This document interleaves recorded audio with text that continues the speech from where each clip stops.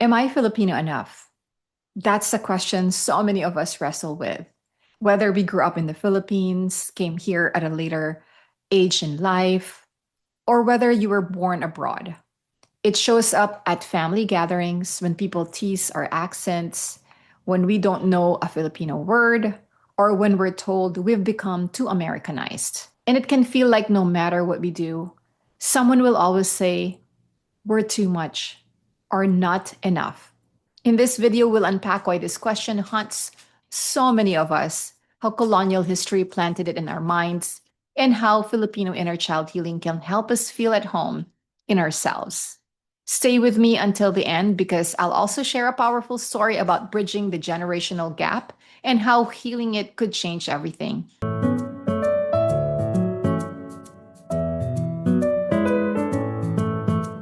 Magandang umaga, hapon or gabi po sa inyong lahat. I'm Dr. Ned, a Filipino-American clinical psychologist dedicated to helping Filipinos worldwide heal generational trauma through inner child healing, ancestral wisdom, and kapwa psychology. So I was born and raised in the Philippines and I immigrated here as a young adult. And then I later pursued graduate school in San Francisco.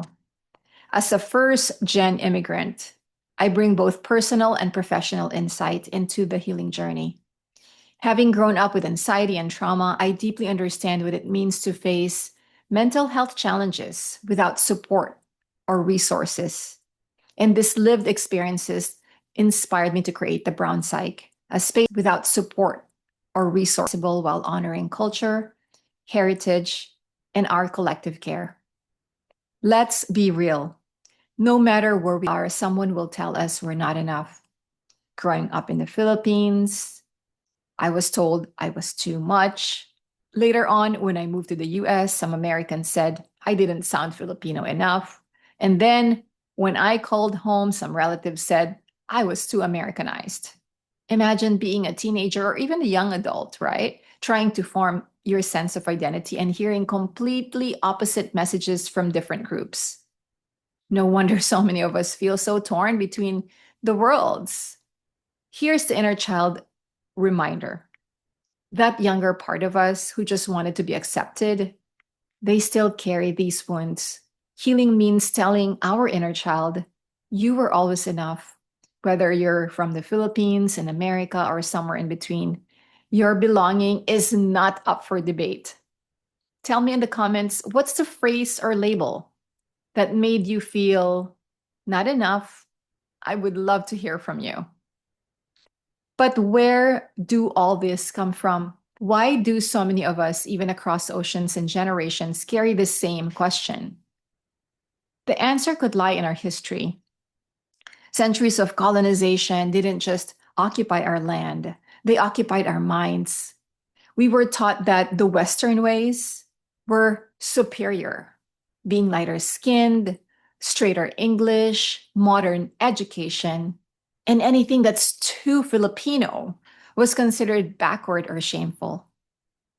And that's why we hear questions like, why is your English so good? Or jokes like, you're FOB or fresh off the boat. These are some of the things that I have heard so often nung unang dumating ako dito sa America. Even in graduate school and when I would go to internships, and there will be like, for instance, like a Caucasian like supervisor, she'll be like, oh, you just came to America, but you don't really have an accent, right? Because I have Filipino receptionists and secretaries here. Oh, their accent is so thick, but you don't really have an accent. Or I will even have some even relatives will call me like, oh, she's FOB, meaning fresh off the boat. These comparisons didn't come from nowhere. They were designed to make us measure ourselves against someone else's standard. Healing means remembering what Virgilio Enriquez, the father of Psikolohiyang Pilipino, taught us. That our identity must be defined from within, not imposed from the outside. And if you want to reclaim this memory as part of your healing, I created this free ebook called Discover Pre-Colonial Philippines. It's about understanding who we truly are, where we come from, and the beautiful heritage and the beautiful DNA that we carry. The link is in the description. Now let's bring this closer to home. What happens when the question shows up in our own families? Even in my marriage, I noticed it. So my husband came to the US when he was only a toddler. And when we met, I teased him that he was like a coconut, brown on the outside and white on the inside. But the truth is, that joke also came from my own insecurity. Now we are raising a daughter together here. We've had to navigate how to pass down our culture, the beautiful, hopefully not the ugly, right? But I also still have my tendencies, to be honest with you. So when I, for instance, like would notice her hair, or like when we're eating dinner, and instead of focusing on the subject at hand, what she's talking about, I'd be saying like, "Oh, your eyebrow is kind of balikot," and then she would throw it back to me like, "Mom, like that's not what I'm talking about." But guess what? I am first gen, and these are some of the comments that I heard growing up. It's about our appearance, about like how we should look in front of other people, and I carry the same tendencies. The only difference now between the previous generation and our generation is our generation, and I am really so thankful. I'm seeing this a lot, even with my own friends. We know how to apologize, and we know how to say that, "Oh, anak, pasensya ka na," right? Like that was uncalled for. Mom, like I should have not noticed like your eyebrow. Instead, I should really focus on what you're saying because what you're saying is really important to me. You are important to me more than your looks. So that's what our generation, because of our inner child healing, because of the healing journey that we're in, that's what we're getting better at. And I'm so proud of us. So again, going back, like this is the things that my husband and I are trying to navigate. And sometimes, my daughter will roll her eyes when I talk about decolonization. But this year, she said that she's actually going to join a Filipino club at her school. This came all on her own. So these moments, they really teach me something that healing doesn't look the same for every generation. It evolves, and sometimes it's subtle, like planting seeds, and sometimes it blooms in surprising and beautiful ways. Drop the comment healing if your generation or if you're in that generation of like the push and pull in your family, and if you're also a cycle breaker. Here's a radical thought. Maybe the problem isn't us, but the question is, instead of asking, "Am I Filipino enough?" What if we ask, "How can I honor both my roots and my reality?" What if belonging wasn't about how others measure us, but about how deeply we allow ourselves to be rooted and whole? This is where inner child healing is so powerful. It helps us soften the shame, release the constant comparisons, and remember that we've always been worthy of belonging. And to support you in this practice, I created a free guide called Navigating Boundaries. It's a Filipino inner child's companion to healing guilt. The link is in the description. This is why I always say healing isn't just individual, too. It's really collective. This is how our ancestors did it before. And I see this every day inside the Healim Collective, where Filipinos come together to hold space for one another and remind ourselves that our belonging doesn't need to be earned.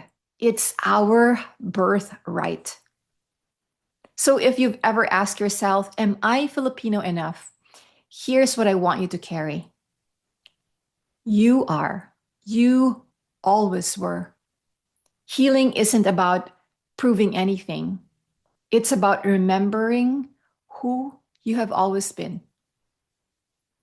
This question has followed me through migration, through grad school, through marriage and motherhood now. And every season of my life has shown me this truth. Our identities are not half and a half or not enough.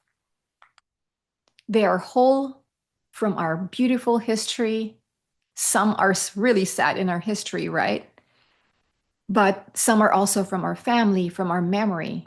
And if you really go deeper, the Healim Collective is where Filipinos in the homeland and in the diaspora come together for inner child healing, ancestral wisdom, and kapwa community. You will find the link in the description if you are curious what our community looks like. If you are also curious as to what happens there weekly, because we have weekly events so that we can continue to tend to our inner child healing. It may be community that you didn't know that you needed. So now that we've explored the question of, am I Filipino enough? You might also be thinking that, what does it actually mean to be Filipino American today? And how do we navigate both pride and pain in our identities? And even if you're not Filipino American, if you're also from a different part of the globe, right? If you're a diasporic Filipino, that's exactly what we'll dive into the next video, that every Filipino American or every diasporic Filipino must watch. I'll see you there.